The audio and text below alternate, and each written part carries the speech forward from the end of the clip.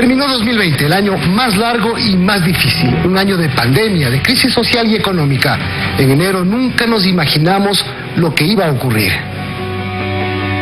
2020, muerte y dolor, protestas, guerra, hambre y desolación. Palabras duras, pero parte de una realidad nunca pensada. 2020, un año de impactos. Bienvenidos.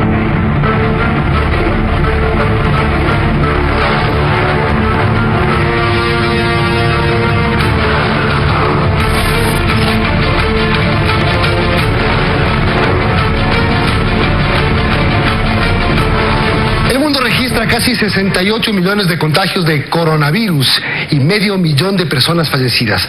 El COVID-19 nos sorprendió, nos estremeció y nos robó la normalidad del 2020. Un año que difícilmente vamos a olvidar y que todos queremos superar, aunque aún dependemos de la vacuna, que ya existe, pero deberá llegar a todos los países. La noticia del año, sin duda, es la pandemia. Eran luces de esperanza, pero el 2020 nos tuvo preparada una pesadilla.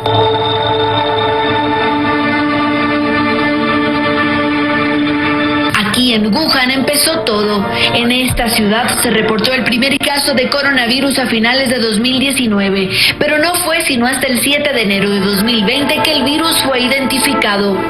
Esta ciudad se aisló.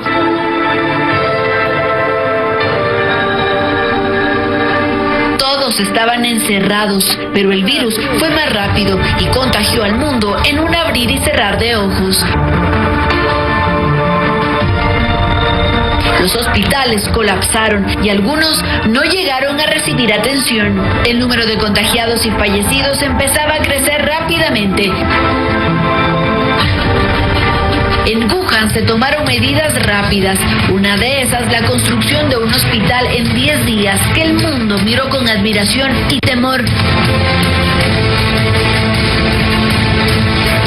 Pues nadie estaba preparado para esto y los casos ya no solo estaban en China. A inicios de año, la OMS lo catalogaba como emergencia internacional. La razón principal de esta declaración no es por lo que está sucediendo en China, sino por lo que está sucediendo en otros países. Y es que antes de terminar el año se registraron casos en Europa. A mediados de febrero ya se confirmó la primera muerte por COVID en Francia, luego en Italia. América Latina también confirmó su primer contagio. Fue recién en marzo cuando la OMS señaló que los casos se multiplicaron por 13 fuera de China, pues ya eran 114 países donde se contabilizaban 118,000 casos y 4.291 personas fallecidas. Hemos, por tanto, estimado que el COVID-19 puede ser considerado una pandemia. Así, el epicentro de la pandemia dejó de ser China y se instaló en Europa. El estado de alarma se activó en casi todos los países, pero España e Italia fueron los más golpeados. Los hospitales rebasaron su capacidad de atención. Los sistemas de salud colapsaron. Aunque no solo eso, con el aumento de fallecimientos no había espacio para enterrar a los cadáveres. Por eso en Bérgamo, Italia, los ataúdes fueron instalados en iglesias. El drama y el miedo se apoderó de todos. La gente se aisló y las ciudades se convirtieron en verdaderas ciudades fantasma. Los lugares de mayor concurrencia como el Times Square o el Vaticano lucían vacíos. Imágenes inéditas de la pandemia, incluso increíbles.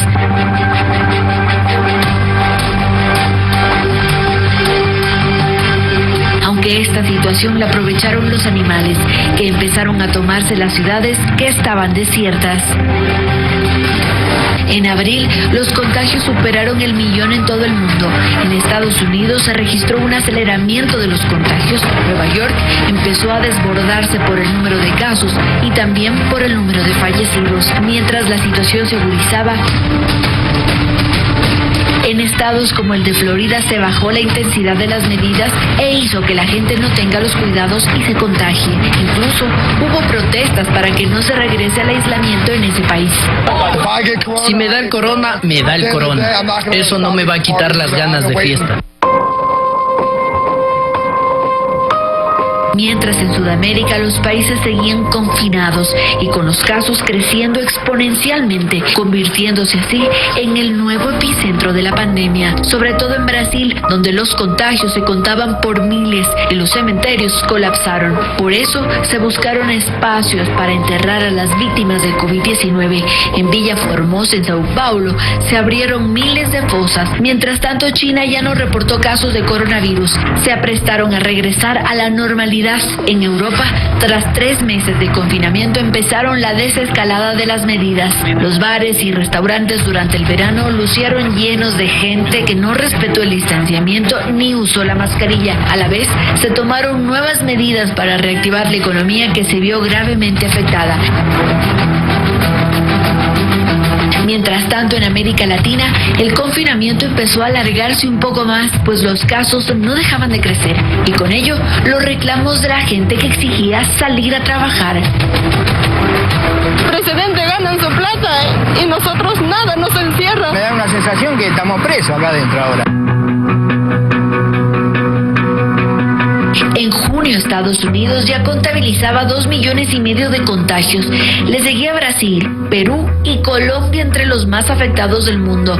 Mientras tanto, la OMS señalaba que temen una segunda ola. A la par, laboratorios del mundo empezaron las investigaciones para obtener la vacuna para terminar con esta pandemia.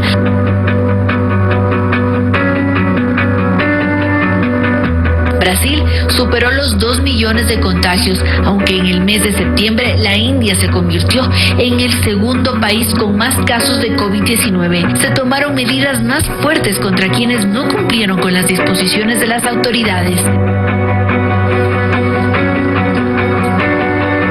También en septiembre, el mundo entero superó el 1.000.000 de muertes por el virus. En octubre, la pandemia volvió a golpear al continente europeo. Los meses de relajación trajeron consigo la temida segunda ola, por lo que varios países tomaron nuevas medidas. Italia dispuso la obligatoriedad de la mascarilla, Francia el toque de queda, Reino Unido en estado de alerta y España en emergencia. Así, el foco principal de la pandemia se volvió a Europa. Sin embargo, Estados Unidos sigue siendo el país más afectado. En 10 meses registró 13,4 millones de infectados y más de 267,000 fallecidos. Esto como resultado de la ausencia de políticas desde la Casa Blanca.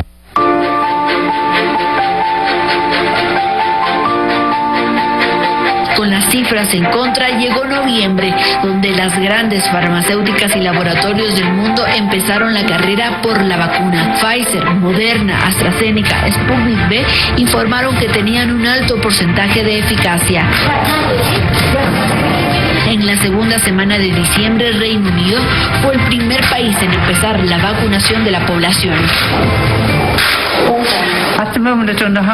En este momento no sé cómo me siento. Es tan extraño y tan maravilloso, así que estoy muy contenta de haberlo hecho. Esto da un respiro al mundo, sin embargo, el virus nos sigue desafiando. Una nueva cepa en ese país pone nuevamente bajo confinamiento a varios países de Europa y medidas más restrictivas en América Latina. Así, la necesidad de la vacuna se hace más fuerte para que el 2021 empiece por fin la recuperación del mundo. Andrea Samaniego, Impactos 2020.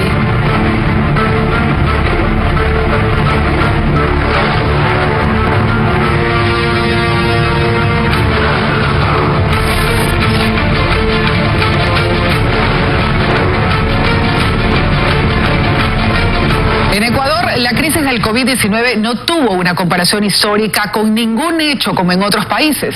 Los hospitales se desbordaron en todas las provincias. En Guayaquil se vieron escenas dramáticas. Entre marzo y abril al día hubo centenas de muertos. El gobierno tomó medidas para intentar controlar la pandemia. Confinamiento y toque de queda. El Ecuador se paralizó por el coronavirus.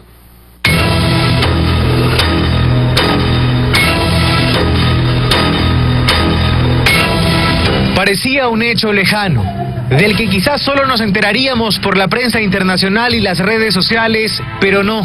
Era la mañana del último día de febrero, sábado 29. Las medidas no impidieron que el virus ingrese. y hoy tenemos que informar que tenemos el primer caso confirmado de coronavirus en el Ecuador. Se trataba de una ecuatoriana residente en España que había arribado a Guayaquil el 14 de ese mes para disfrutar del feriado de carnaval junto a su familia en Babahoyo, provincia de Los Ríos. Fue el primer caso, o bueno, al menos el primero del que oficialmente se tuvo reportes. Sin embargo, como ella, cientos de pasajeros arribaron desde Europa en esos días, donde ya se empezaban a diagnosticar los primeros casos de COVID-19. En Ecuador, el anuncio del primer caso confirmado volcó a cientos de ciudadanos a las calles en busca de mascarillas, guantes de látex, alcohol, gel antibacterial, cajas de paracetamol y vitamina C. Ante la demanda en varias farmacias y supermercados se dispararon los precios de los productos apetecidos y el mercado informal acaparó varios de ellos para la reventa. Desde las intendencias se ofrecía controlar a los especuladores y desde el Ministerio de Salud reforzar los filtros de control en los arribos internacionales de los aeropuertos, pero no fue suficiente. En medio de lo que ocurría y ya con una decena de casos confirmados, se permitió que en Guayaquil se realice un partido de fútbol con estadio lleno. Se dijo que el peor virus era el miedo. Los días pasaban. Los casos dejaron de contarse con los dedos de las manos. Para el 16 de marzo, en cadena nacional, el presidente Lenín Moreno declaró el estado de excepción en Ecuador. Por lo cual, se cierran los servicios públicos, a excepción de salud, seguridad, servicios de riesgos y aquellos que por emergencia los ministerios decidan mantener abiertos. Se instaló el Comité de Emergencia Nacional en sesión permanente y mediante cadenas nacionales se daba a conocer las disposiciones que fueron de a poco restringiendo la movilidad. Las ciudades quedaron vacías. Había empezado el confinamiento. Y en medio del silencio, episodios de dolor y angustia. Hospitales públicos y privados de Guayaquil empezaron a llenarse de pacientes contagiados. No había cama para tantos. Los contagios se contaban por cientos, al igual que el número de decesos. Pero las cuentas del COE Nacional recibían críticas, pues la crisis sanitaria se mostraba aún peor y eso no se reflejaba en las cifras. La ministra de Salud prometía que las pruebas diarias incrementarían, que se esperaban 2 millones de pruebas PCR para el 23 de marzo, dijo, pero no hubo tal. En esa fecha, Catalina Andramuño renunció. Los últimos días de marzo y los primeros de abril fueron quizás los más duros de 2020, especialmente en Guayaquil. Aquí se conformó una fuerza de tarea conjunta para levantar los cuerpos de decenas de ciudadanos que por el COVID-19 y otras causas fallecieron en semanas en las que en morgues, funerarias y cementerios ya no se daban abasto. El escenario era crítico. Columnas por doquier, confusión, llanto y dolor. El registro civil revelaba que entre el 1 y el 25 de abril en Guayaquil fallecieron diariamente 335 personas, 5 veces más que en el mismo periodo de 2019. Todo colapsó. En los hospitales, los reclamos de médicos y enfermeras por la falta de equipos de protección eran casi diarios. En las calles era una odisea conseguir un tanque de oxígeno y pagarlos casi imposible para algunos.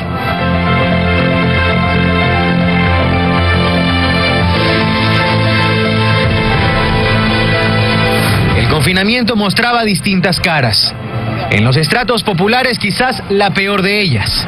Hacinamiento, pobreza, economías frágiles que se alimentan a diario de las ventas ambulantes y donde no trabajar un día significa no comer, por lo que la orden de quedarse en casa no era tan fácil de cumplir para todos.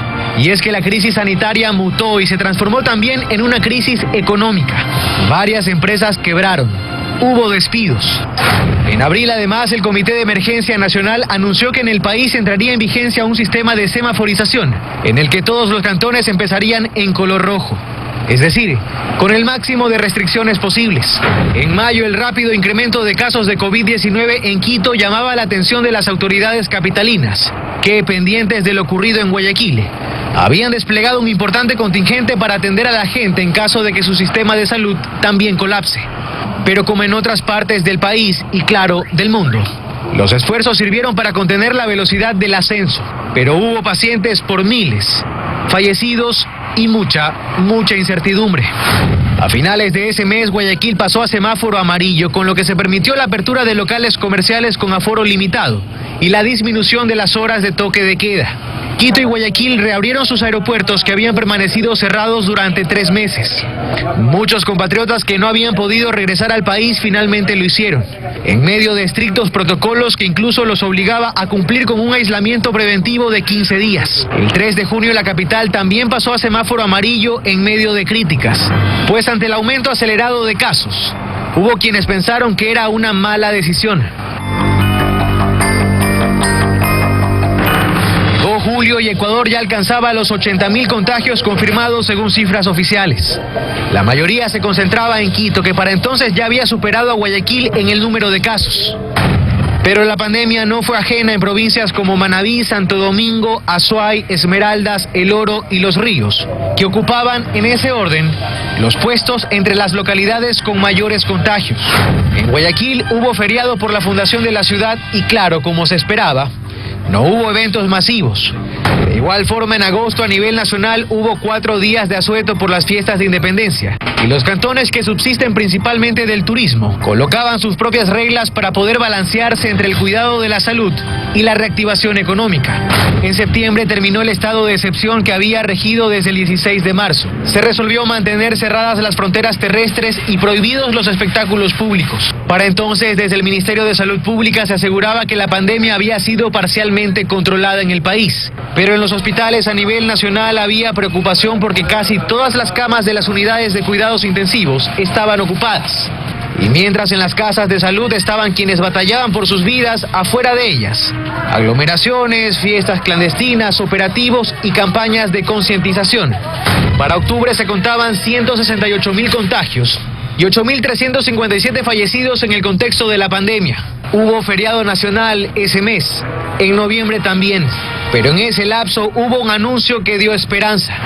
Con el pasar de la semana se fueron conociendo más detalles. Según el Ministerio de Salud, en enero arribarían las primeras vacunas de Pfizer y BioNTech, que serán aplicadas en asilos de ancianos y en hospitales al personal médico. Y a partir de marzo, otras 4 vacunas de 4 farmacéuticas diferentes serán importadas para iniciar con un proceso de vacunación masiva. Son 50.000 dosis las que tanto el presidente como yo hemos hablado que vienen en enero y que vienen de la compañía Pfizer. En septiembre se espera entrar en un periodo de estabilidad, quizás poniendo así final a un año difícil, donde Ecuador superó los 200.000 contagios por COVID-19, enfermedad que hace tan solo un año parecía un problema de tierras lejanas, pero que en diciembre, ante la alerta mundial por una mutación originaria del sur de Gran Bretaña, obligó al gobierno a decretar nuevas restricciones vigentes a la fecha, medidas que nos obligan a vivir las festividades de la época de una forma diferente. Carlos Acoto, Impactos 2020.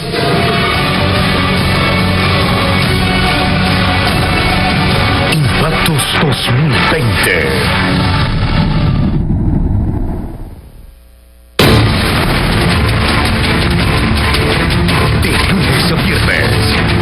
De la noche. Cada mañana nos levantamos con la esperanza de ver un mejor país. Porque el esfuerzo de todos abre nuevas oportunidades para muchos más. Apoyando a pequeños y grandes hacemos que el país se mueva y con el impulso de todos avance. Nosotros y todos los ecuatorianos somos la cara de la reactivación y sacaremos al país adelante. Banco Pichincha, en confianza. ¿Has pensado que en los últimos meses tu hígado se ha expuesto a una gran cantidad de riesgos? Hoy más que nunca debes fortalecer las funciones de tu hígado y mantenerlo preparado ante posibles riesgos. Cooper Q Forte te devuelve la funcionalidad que tu hígado necesita. Toma Cooper Q Forte y protege tu hígado. Un hígado sano mantiene un sistema inmune fuerte. No permitas que te cambien tu Cooper Q Forte. El planeta nos está diciendo algo y ya es tiempo de escucharlo. Por eso, te invitamos a ser parte de la generación True, la de los justos, incluyentes, colaborativos. Ser un True es tener claro que el plástico es evitable, que somos uno con la tierra, con el agua, con los animales, porque ser un True es una actitud. Tómatelo en serio. Nueva leche deslactosada True, 99% reducida en lactosa. La nueva generación de alimentos sostenibles. La tela de un colchón se puede copiar. Lo que no se puede copiar es la calidad y garantía de nuestros productos. certificados por el Centro de Investigación del Descanso CHAIDE, donde se analiza su confort y excelencia con la más alta tecnología. Al comprar un CHAIDE original, comprueba la marca en la tela y en la bota plástica. Verifica etiquetas y certificado de garantía y escanea el código de barras con nuestra app. El verdadero descanso es original de CHAIDE. CHAIDE sueña con un mundo mejor. El respaldo y la seguridad de estar protegido.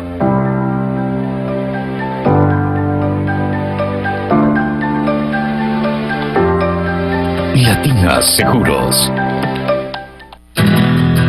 Un país. 17 millones de maneras distintas de reactivarlo. Todos unidos nos sobreponemos a esta situación.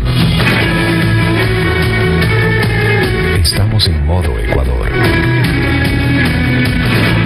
Apoyar a los comercios locales y a los productos ecuatorianos es ayudar al país.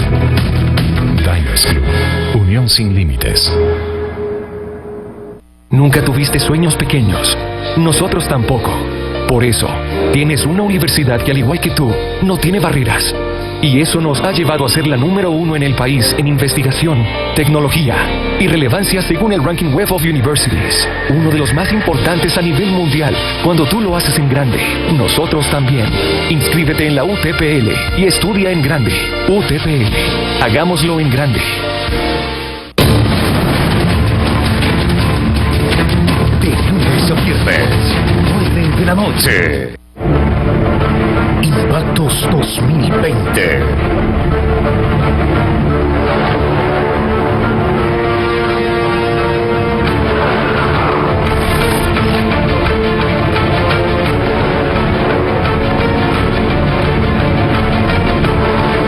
Seguimos en Impactos 2020. La pandemia llegó acompañada de la corrupción, actos ilícitos, escándalos que alcanzaron a funcionarios del gobierno, provocando destituciones, la detención de autoridades nacionales, provinciales y el señalamiento contra un expresidente de la República y su familia. Por ello decimos que en el 2020 hubo otra pandemia, la de la corrupción.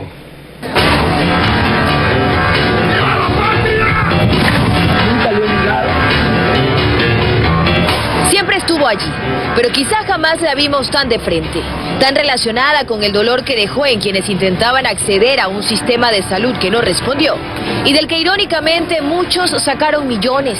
Quizá por eso la corrupción durante la pandemia se nos presentó tan abrumadora, grotesca y quizá tan responsable de que muchos hoy no estén por falta de recursos hospitalarios. Si quisiéramos ponerle una fecha de inicio a la corrupción que destapó la pandemia, podríamos comenzar a finales de marzo, cuando en Guayaquil el número de fallecidos no paraba. En el IES se firmó un contrato por $10 millones, donde, entre otras cosas, estuvieron dispuestos a pagar $12 por unas mascarillas que costaban $4. Ángel Loja Llanos fue quien firmó el contrato, que tras hacerse público se suspendió. Loja fue separado de su cargo. La Comisión de Fiscalización de la Asamblea sugirió incluso que el expresidente del Consejo Directivo del IES, Paul Granda, sea destituido. Pero ni Llanos fue detenido, pues hay una orden de detención en su contra y es un prófugo. Ni Granda fue destituido. Él renunció después. La Comisión Anticorrupción denunció 23 casos más sobre corrupción en los hospitales.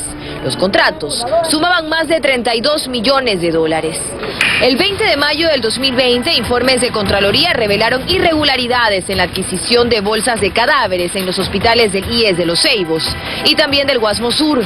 Por primera vez y con más fuerza, escuchamos el nombre de Daniel Salcedo. Cuando él aún era prófugo, se conoció que Dalo Bucarampuley permanecía en su casa, en Miami. No tengo autorización de las personas donde me he estado quedando, no puedo hacerlo público. Si ellos me autorizan, con gusto lo haría. O sea que Gracias. Sí podría ser la casa de él. Siguiente pregunta, por favor. Yo mismo lo dije aquí, algún tiempo atrás. Hay que investigar a una familia que tiene fama de ser la que maneja los hospitales. Pero el tema es quién les entregó los hospitales a esa familia.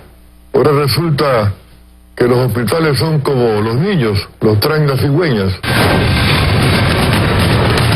Poco después se hace evidente que la corrupción también es parte de la Asamblea. El 14 de mayo del 2020 se da a conocer la red de corrupción detrás de la construcción del hospital de Pedernales, proyecto por el que se pagó un anticipo de $8 millones. Sin embargo, el hospital jamás se edificó. Aquí está involucrado el ex asambleísta Daniel Mendoza, hoy detenido, al igual que René Tamayo, exdirector del Servicio de Contratación de Obras. Junto con él, se señala a Eliseo Azuero y se salpica incluso a otros 8 asambleístas que hasta hoy no responden a las acusaciones. Además aparecen audios entre Mendoza y la ex ministra de Gobierno María Paula Romo, que para muchos confirmarían la tesis del reparto de hospitales. Yo le puedo decir en el año y medio que yo soy ministra de Gobierno que jamás una conversación con un político, alguno de los temas puestos sobre la mesa, ha mencionado siquiera un hospital. Antes de eso, en mayo hubo más casos de corrupción. Se programó la compra de 7,000 kits de alimentos por más de $1 millón por la Secretaría de Gestión de Riesgo. El sobreprecio fue del 40% por canasta. Se presentaron 2 ofertas y se escogió la oferta más barata. Alexandra Ocles renunció a su cargo el 11 de mayo. Su caso sigue en trámite. La corrupción también alcanzó a los gobiernos autónomos. A finales de mayo se conoció de adjudicaciones de contratos de guantes, mascarillas y pruebas rápidas por parte de la prefectura del exprefecto Carlos Luis Morales en Guayas. Se detectó una red de empresas fantasmas a la que se le adjudicó un contrato. Morales denunció a sus hijastros, fue detenido y vinculado al igual que su esposa. A Morales incluso se le instaló un grillete electrónico. Y mientras se trataba el pedido de remoción de su cargo propuesto por el propio Partido Social Cristiano, el 22 de junio se confirmó su muerte a causa de un infarto. Las investigaciones por peculado y tráfico de influencia en contra de su esposa e hijastros continuó. También hubo denuncias de corrupción contra el municipio de Quito. A finales de mayo se reveló la adquisición de pruebas de COVID-19 con supuesto sobreprecio. El alcalde Jorge Yunda separó a funcionarios. Luego, el 2 de junio denunció que se habían vulnerado las seguridades de la cuenta de la empresa pública de agua potable. Se sustrajeron $1.300.000, informaba en ese momento. Algunos grupos presentaron denuncias en contra del alcalde Yunda. Finalmente, la Contraloría emitió un informe con indicios de responsabilidad penal por la adquisición de las pruebas. Pasaron los meses y un hecho puntual ayudó a que comenzáramos a entender hasta dónde llegaba la corrupción en los hospitales. 9 de junio del 2020, se cae la avioneta en la que iba Daniel Salcedo Bonilla y con este hecho se caen muchas otras cosas más. No hay una subasta otorgada sin permiso del CERCOP. Esa es mi máxima defensa. Comienza a conocerse el vínculo de Salcedo con la familia Bucarán. En ese mismo contexto aparece Abraham Muñoz, el amigo de Daniel Salcedo, quien vendía Actenra, una medicina vital para quienes luchaban contra el COVID, medicamento que fue donado por farmacéuticas internacionales y que salió de hospitales del IES para ser vendido en 10 veces su valor. Y se realiza el primer allanamiento en casa de la familia Bucarán. A la vez, se realiza un allanamiento en el Hospital Teodoro Maldonado Carbo. No es un arma pequeña un arma de fuego, son insumos médicos que coinciden con aquellos que estaban siendo materia de investigación en el hospital del IES. Esta fue la primera intervención de la Fuerza de Tarea Conjunta. Mientras que el apellido Bucarán sigue apareciendo en otros procesos. Los extranjeros detenidos en Santa Elena en junio del 2020, Shaida Han y Sheyman Oren, mencionaron a Jacobo Bucarán como quien les entregó $300.000 en efectivo por la compra de pruebas de COVID. El 8 de agosto, uno de los extranjeros es asesinado en la penitenciaría.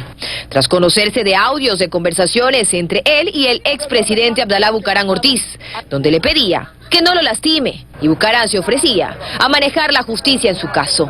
Esto sumó un proceso a las investigaciones de ya abiertas en contra de Bucarán, hasta ese entonces procesado únicamente por tráfico de armas y de bienes patrimoniales. La nueva investigación que se abrió fue por delincuencia organizada, donde se incluye la investigación por la muerte del extranjero.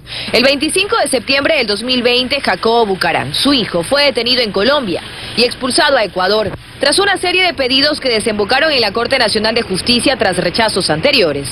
Consiguió ser trasladado a la cárcel 4 de Quito, donde permanece con el amigo de su hermano y compañero de causa procesal, Daniel Salcedo. Pero la detención de Salcedo y de su círculo reveló otro escándalo. Todos portaban carné de discapacidad, con los que importaron vehículo de alta gama. Y nuevamente hay que mirar a la Asamblea, pues el escándalo alcanzó a los legisladores e incluso a jueces. Hay más de 80 procesados por delincuencia organizada y peculado dentro de las investigaciones por los actos de corrupción durante la pandemia. La Contraloría tiene en ejecución 94 acciones de control en hospitales del Ministerio de Salud y más de 41 en los del IES. El Teodoro Maldonado Carbo, supuestamente manejado por la familia Bucaram según la Fiscalía, canceló el 83% de sus contrataciones bajo convenios de pago, es decir, saltándose los procedimientos de contratación.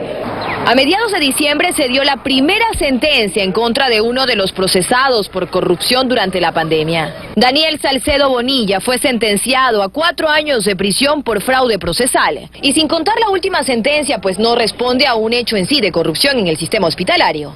El 2020 también nos deja solo funcionarios de nivel medio y bajo detenidos, procesados en la cárcel 4 con arresto domiciliario e incluso en la papeleta del 2021.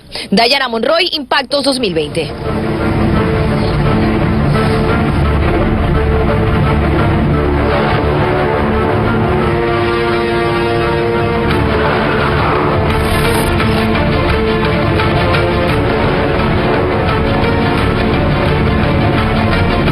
Hablando de corrupción, el caso más emblemático de las últimas décadas se llamó Sobornos 2012-2016. Allí la justicia condenó a 10 exfuncionarios del gobierno de Rafael Correa, incluido el propio expresidente. A 10 empresarios que participaron de la entrega de sobornos a cambio de contratos con el Estado. Si bien la denuncia se hizo pública a mediados de 2019, fue 2020 cuando tomó fuerza con el llamado a juicio y la posterior sentencia.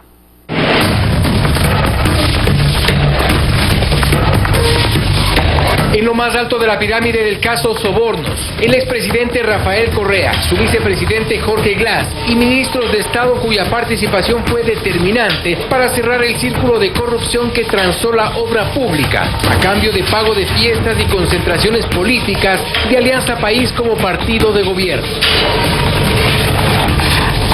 Habían pasado 8 meses desde la publicación de prensa que reveló a detalle la trama de corrupción que casi no dejaba cabos sueltos. La jueza Daniela Camacho en enero resolvió llamar a juicio a una veintena de procesados. El caso tuvo pocos tropiezos en la corte y ya en febrero se da inicio a la audiencia de juicio. Allí un desfile de abogados y procesados que intentaron durante 13 días, no consecutivos, desvanecer la prueba documental, testimonial y pericial, dada por Fiscalía con la fiscal Diana Salazar al frente. No han negado la existencia del delito y más bien lo que han indicado es la no responsabilidad de sus defendidos, porque, por ejemplo, en un caso indican que fue la empresa la que pagó los sobornos, como si la empresa fuese quien acuerda con la persona natural la suscripción del contrato. La información proporcionada por las ex asesoras de despacho del expresidente Rafael Correa, Laura Terán y Pamela Martínez, fue lapidaria para el resto de los procesados. Laura Terán mostró el esquema que operó durante años para pedir dinero a empresarios a cambio de contratos con el Estado. Pamela Martínez confirmó la data. Que Pamela Martínez cumplía un rol secundario que era el rol de registrar, y los registros lo hacía a través de Laura Terán. No obstante, la defensa de los procesados intentó sin éxito desvanecer la prueba documental, facturas de fiestas y eventos políticos pagados por empresarios y, como contraparte, la evidencia de contratos que llegaron a sus manos sin concurso público de por medio. Hemos pedido que se declare la inocencia de nuestros clientes. La lectura de la sentencia vendría el 7 de abril y la notificación para el día 26. Los jueces Iván León, Iván Saquicela y Marco Rodríguez confirmaron la versión de Fiscalía y dictaron sentencia condenatoria por el delito de cohecho agravado contra 20 procesados. Simplemente hemos actuado en derecho y es justicia. 10 exfuncionarios y 10 empresarios, todos condenados a 8 años de cárcel, excepto las 2 ex asesoras de despacho que colaboraron con información y su pena se redujo. Una vez que esté ejecutoriada, es la Policía Nacional quien tiene que encargarse de ese tema. Aparte de la prisión, la sentencia incluyó el pago de $14.7 millones por indemnización, además de disculpas públicas en la Plaza de la Independencia, la colocación de una placa en el Palacio de Carondelet y un curso de 300 horas sobre ética laica para todos. 16 de los 20 sentenciados en esta instancia apelaron la decisión de los jueces y el caso pasó a manos del tribunal integrado por David Cacho, Dilsa Muñoz y Wilman Terán para la apelación. Yo no puedo afirmarle si sí o no existía la estructura, Si es que existía la estructura, la Fiscalía tenía que probar que existía. La apelación no fue más que otro revés para el ejército de abogados que intentaron desvanecer o al menos reducir una sentencia que se vino casi incuestionable. Los jueces negaron la apelación y con ello se ratificaba la condena contra Rafael Correa, sus exministros y empresarios que se juntaron en la trama corrupta. Cumplido el tiempo límite para presentar el recurso de casación, los sentenciados se jugaban la última carta. El 3 de septiembre intentaron en audiencia demostrar que la sentencia tenía vicios. Pocos días después, el país conoció el fallo que irremediablemente condenaría a prisión a un expresidente, parte del que fuera su gabinete y una lista de empresarios que llegaron hasta aquí por pagar favores políticos y obtener contratos de forma irregular. Es lo que corresponde en derecho, que se ratifique la sentencia. En la lista de sentenciados, los exfuncionarios: Rafael Correa, que permanece prófugo; Jorge Glass, que incumple una condena por el caso Odebrecht; Alexis Mera, preso; Vinicio Alvarado, prófugo; María de los Ángeles Duarte, refugiada en la Embajada de Argentina; Viviana Bonilla, prófugo; Cristian Viteri, prófugo; Walter Solís, prófugo; Pamela Martínez y Laura Terán cumplieron su condena.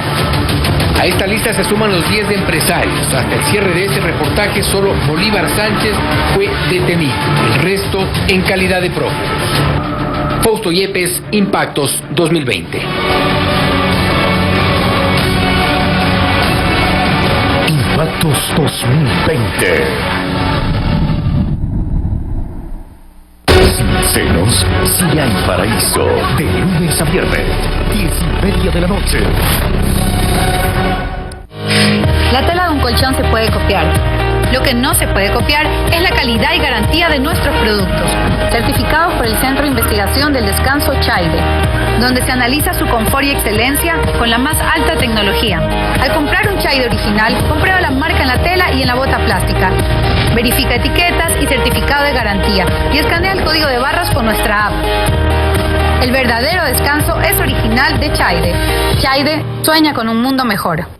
¿Has pensado que en los últimos meses tu hígado se ha expuesto a una gran cantidad de agresores? Hoy más que nunca debes fortalecer las funciones de tu hígado y mantenerlo preparado ante posibles riesgos. Cooper Q Forte te devuelve la funcionalidad que tu hígado necesita. Toma Cooper Q Forte y protege tu hígado. Un hígado sano mantiene un sistema inmune fuerte. No permitas que te cambien. Tu Cooper Q Forte. Nosotros lo rompemos todo. Rompemos el molde. Rompemos el status quo. Rompemos récords. Rompemos los límites de velocidad. Neclac. Cumplimos 10 años rompiéndola por ti. En un SUV, yo lo quiero todo. Para todos los que quiero. Debe tener tecnología sorprendente. Avanzada seguridad. Una gran comodidad para toda la familia. El SUV que yo quiero es el Chery Tiggo 8 para 7 pasajeros. Chery, innovación que no se detiene. El planeta nos está diciendo algo y ya es tiempo de escucharlo. Por eso, te invitamos a ser parte de la generación True, la de los justos, incluyentes, colaborativos. Ser un True es tener claro que el plástico es evitable, que somos uno con la tierra, con el agua, con los animales, porque ser un True es una actitud. Tómatelo en serio. Nueva leche deslactosada True, 99% reducida en lactosa. La nueva generación de alimentos sostenibles. El respaldo y la seguridad de estar protegido.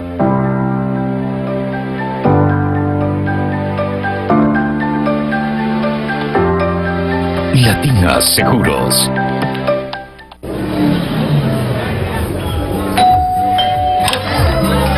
Por llevar la mascarilla de adorno. Por no hacerle caso al distanciamiento. Por decir salud sin importar la salud.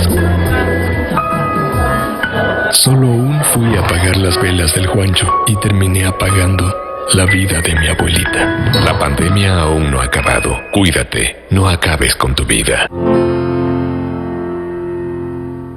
Autorización número 01045. CNE, Elecciones Generales 2021. Sin celos, sí hay paraíso. De lunes a viernes, 10:30 de la noche. Impactos 2020.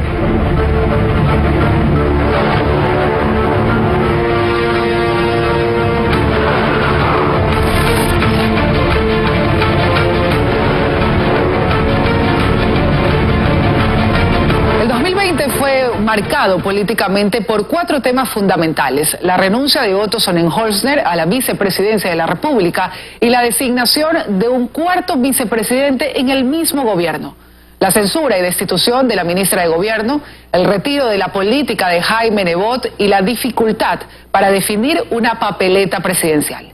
En pocas semanas tendremos que ir a las urnas a elegir el futuro del Ecuador.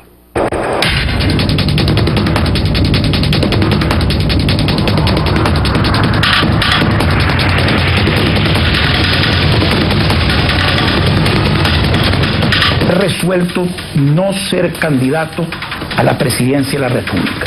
Los impactos políticos de este 2020 iniciaron a mediados de año. Si bien la renuncia del abogado Jaime Nebot a la candidatura presidencial no tiene que ver con el gobierno, sí agitó el panorama electoral del país, pues el líder social cristiano había generado expectativas sobre una eventual candidatura y se esperaba su anuncio el 25 de junio. He resuelto romper mis propias ataduras y hacer algo mucho más importante que ser presidente. Impulsar la realización de una consulta popular sobre varios temas. Tras este determinante anuncio de Nebot, se iniciaron las negociaciones entre los diferentes partidos y movimientos políticos. Y precipitó la salida del gobierno del vicepresidente Otto Sonnenholzner. Apenas 12 días después de este anuncio, el 7 de julio. Hoy, que enfrentamos una situación más estable, puedo finalmente tomar esta decisión. Al presidente de la República siempre le agradeceré su esfuerzo por dar los primeros y difíciles pasos para sacarnos de ese modelo fracasado que solo busca destruir. Pero siempre dije que no estoy aquí por el cargo, ni por el sueldo, ni por los honores. Y se fue generando expectativas de una eventual candidatura suya a la presidencia de la República. El Ecuador enfrentará una de las elecciones más relevantes de su historia.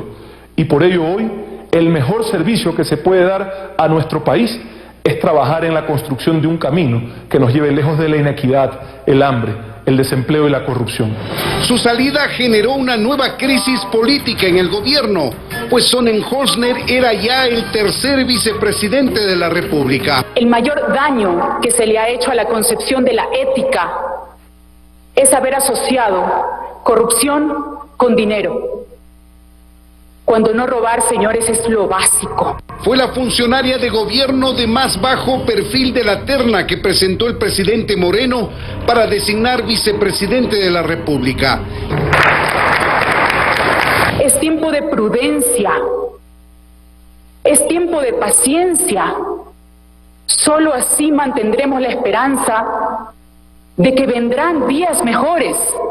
María Alejandra Muñoz es la cuarta vicepresidenta de la República de este gobierno, algo inédito en la política reciente de nuestro país, que reflejaba la corrupción política en la que está sumido el Ecuador, con la consiguiente inestabilidad del gobierno.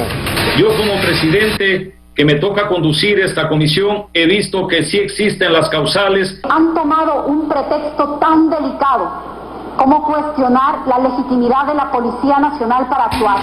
Y este fue quizá el golpe político más fuerte que recibió el gobierno del presidente Moreno: la censura y destitución de la ministra de la Política, María Paula Romo, acusada de incumplir sus funciones durante las protestas de octubre de 2019.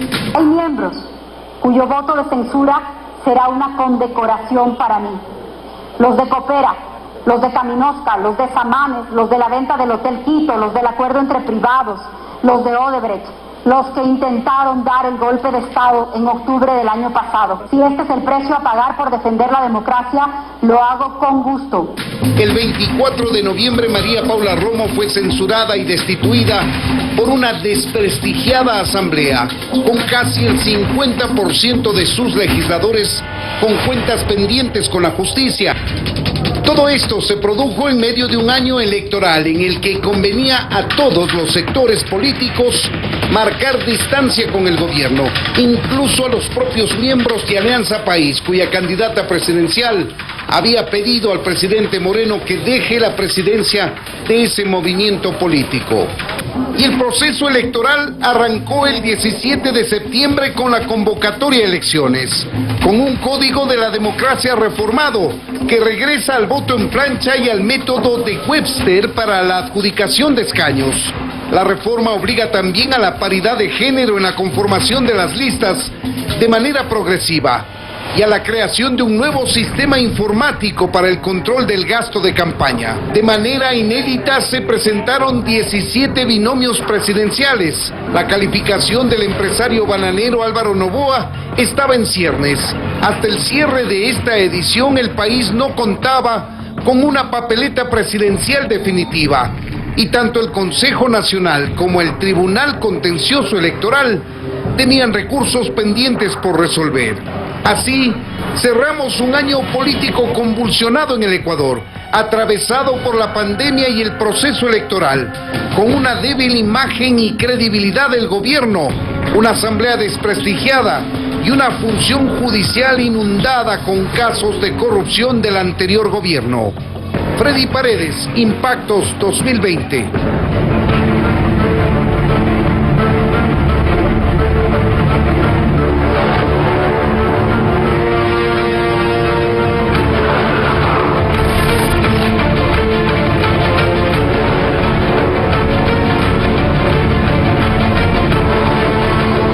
Continuamos, la pandemia del COVID-19 estuvo en todos los titulares durante el año que terminó, pero también se produjeron otros hechos que hicieron del mundo un lugar conflictivo, ataques racistas, guerras, atentados, pero también vientos de cambio. En Estados Unidos se viene una nueva época luego de que en noviembre se realizaran las elecciones más reñidas y polémicas. Al final, Trump perdió y Biden será juramentado el 20 de este mes para dirigir la primera potencia mundial. Aquí los otros hechos del mundo que también fueron noticia. Empezaba el 2020 y la conmoción mundial llegó enseguida. Pues tras más de una semana de escalada de conflicto, Washington mató en un ataque relámpago en Irak a Qasem Soleimani, el alto mando militar iraní que Teherán consideraba un héroe en vida y al que Estados Unidos acusaba de la muerte de cientos de sus ciudadanos. Las calles de Irán se llenaron de gente en un multitudinario homenaje al general iraní. Ante la escalada de tensiones en Medio Oriente, Estados Unidos desplegó sus tropas. Más de 3.000 soldados salieron desde Carolina del Norte a Kuwait como refuerzo a los más de 5.000 ya presentes en Irak como parte de la coalición antiyihadista y que el Parlamento iraní pidió que sean expulsados. Lo importante es la confrontación. Las acciones militares de este tipo no son suficientes en este caso. Lo importante es que termine la presencia corrupta de Estados Unidos en esta región. En nombre de Venezuela. Pero mientras los ojos del mundo estaban puestos en Oriente Medio, en Venezuela, el régimen de Nicolás Maduro bloqueaba el ingreso de la oposición a la Asamblea Nacional e instalaba a Luis Parra como su presidente. Ante esto, el líder opositor Juan Guaidó intentó entrar a la Asamblea saltando una cerca, pero los efectivos de la Guardia Nacional Bolivariana lo tomaron de la ropa y lo bajaron.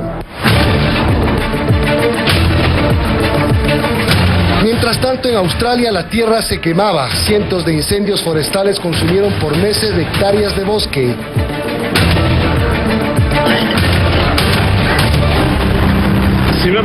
Y conforme avanzaba el primer mes del año, continuaban las malas noticias. El miércoles 8 de enero, un Boeing 737 de la aerolínea Ukraine International, con 176 personas a bordo, se estrelló poco después de despegar del aeropuerto de Teherán, con rumbo a Kiev, sin dejar sobrevivientes.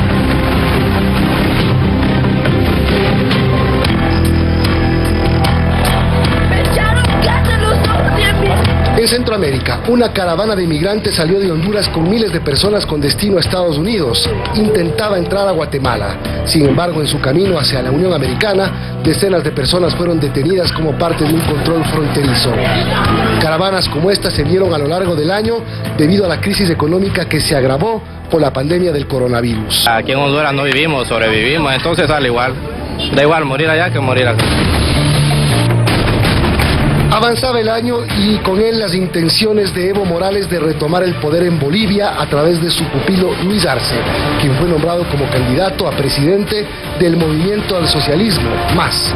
Meses más tarde Arce ganó las elecciones presidenciales y Morales pudo regresar a Bolivia tras pasar casi un año en Argentina, a donde llegó tras su abrupta salida del poder.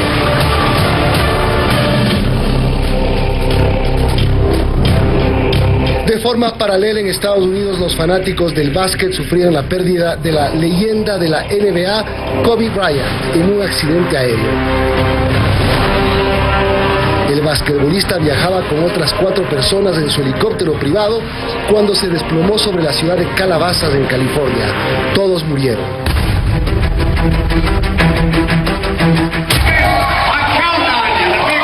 En marzo, Joe Biden arrebató el liderato de Bernie Sanders en las primarias demócratas. Sanders ganó en California, pero el ex vicepresidente lo hizo en 10 estados. El vencedor final de estas primarias fue el candidato demócrata a la Casa Blanca, quien se enfrentó a Donald Trump en un primer y atropellado debate presidencial. Y es que en una reñida de elecciones, quizás las más peleadas de los últimos años, Joe Biden se coronó como el presidente de los Estados Unidos número 46. Amigos, la gente de esta nación ha hablado. Nos entregan una victoria clara, una victoria convincente. Es tiempo de dejar atrás la retórica dura, bajar la temperatura, vernos de nuevo otra vez, escucharnos de nuevo y progresar. Durante meses las noticias en el mundo giraban en torno al coronavirus, pero fue la muerte del afroamericano George Floyd a manos de varios agentes de la policía de Estados Unidos lo que cambió el rumbo de la información. Estas imágenes le dieron la vuelta al mundo, al punto que protestas en contra de la violencia policial racial se registraron en varios países.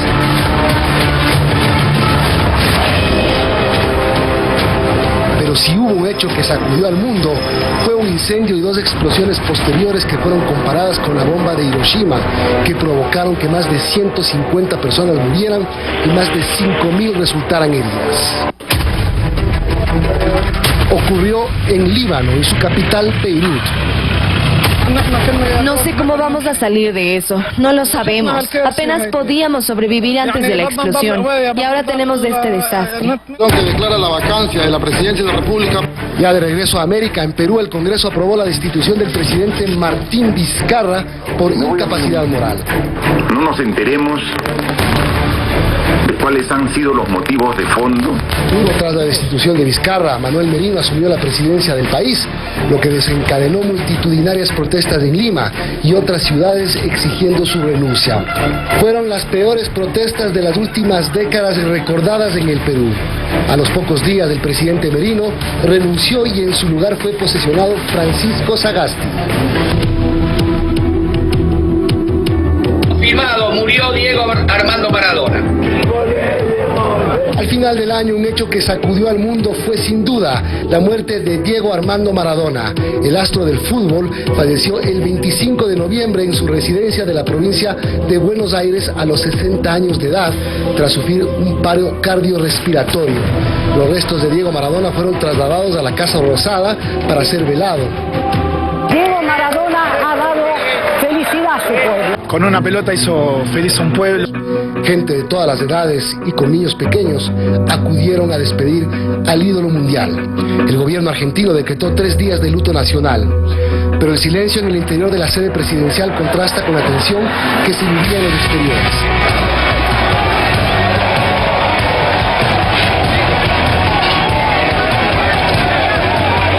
La multitud llevaba horas esperando y muchos temían no alcanzar a despedirse de su ídolo. Los empujones y los roces entre aficionados también con las fuerzas de seguridad empañaron el homenaje al astro del fútbol. En horas de la tarde la comitiva salió de la Casa Rosada entre una multitud que apenas dejaba desplazarse los automóviles. Las calles, puentes y ventanas estaban llenas de gente que cantaba y gritaba sin una mínima separación de prudencia sanitaria. Poco más tarde los vehículos llegaban al cementerio donde tendría lugar el entierro religioso de Maradona con asistencia de familiares y allegados. A las 8 de la tarde, hora local, Maradona era bajado a su sepultura, donde yace junto a sus padres, doña Tota y don Diego. Con la muerte de Maradona termina una época del fútbol para varias generaciones. Impactos 2020. Hoy, un programa especial junto a los participantes de MasterChef. Cocineros, bienvenidos. Bienvenidos a las cocinas. Y Daniel dijo, yo soy Eric. Compartimos con ellos momentos especiales. Jorge, en una palabra, verdugo. Quienes junto a la guapa y carismática Meche Pesante. Bienvenidos. Ocurrencias, confesiones. Parece que hay más de una amistad. Hoy, 9:30 de la noche. Feliz inicio de año. ¿Has pensado que en los últimos meses tu hígado se ha expuesto a una gran cantidad de riesgos? Hoy más que nunca debes fortalecer las funciones de tu hígado y mantenerlo preparado ante posibles riesgos. Cooper Q Forte te devuelve la funcionalidad que tu hígado necesita. Toma Cooper Q Forte y protege tu hígado. Un hígado sano mantiene un sistema inmune fuerte. No permitas que te cambien tu Cooper Q Forte. Cada mañana nos levantamos con la esperanza de ver un mejor país. Porque el esfuerzo de todos abre nuevas oportunidades para muchos más. Apoyando a pequeños y grandes hacemos que el país se mueva y con el impulso de todos avance. Nosotros y todos los ecuatorianos somos la cara de la reactivación y sacaremos al país adelante. Banco Pichincha, en confianza.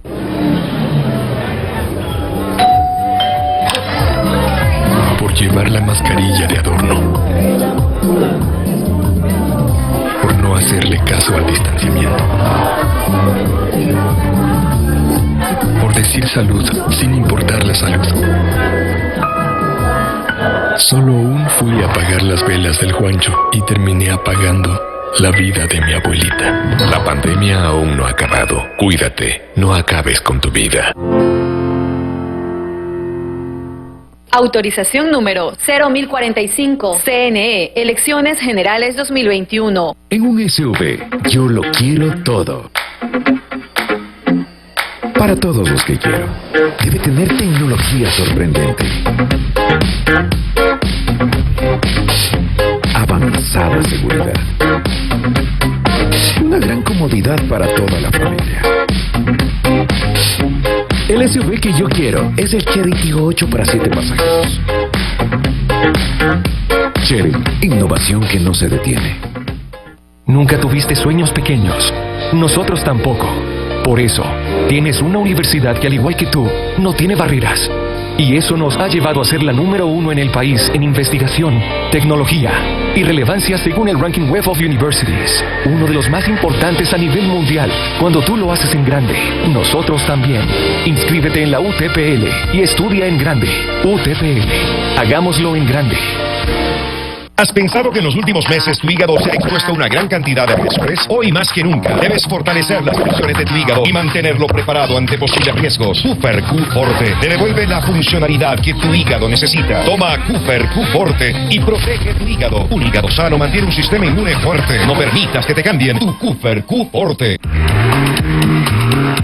Los extraordinarios usos de las hierbas en la cocina. Domingo, 9 de la noche a nivel nacional.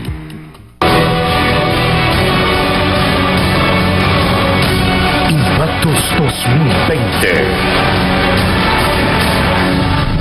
Terminó el año que nunca olvidaremos, un año que trajo dolor, muerte, crisis. Vimos imágenes muy fuertes, recibimos noticias trágicas. Ahora empezamos un año que tiene que ser el de una nueva oportunidad. Sí, tiene que ser el año de la recuperación. En el 2021 venceremos al coronavirus. Y hay vacuna. Tenemos que levantar la economía. Esperamos que el 2021 el Ecuador elija el camino correcto y que juntos podamos tener un futuro mejor.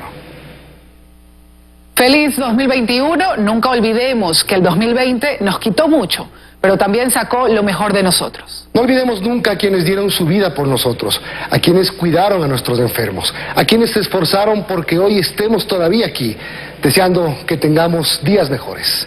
Buenas noches.